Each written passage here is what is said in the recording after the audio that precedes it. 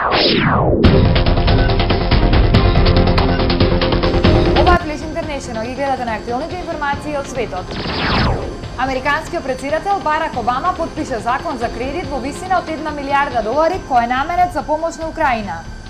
Обама на конгресмените им рекол дека Соединетите Американски држави ќе продолжат да се залагаат за помош на Украина, како и за изолирање на Русија поради нарушување на украинскиот суверенитет.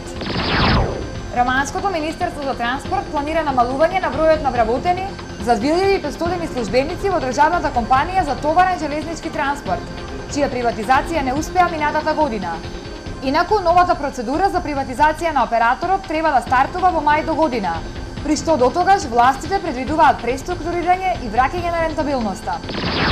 Еден ден пред парламентарните избори во Авганистан е убиена Ана Нидринхаус, германска фоторепортерка. Нејзината канадска колешка е тешко раната. Причините за инцидентот се уште се непознати. Инаку двете жени работеа за Американска новинска агенција и имале долгогодишно искуство во регионот и во други конфликтни области.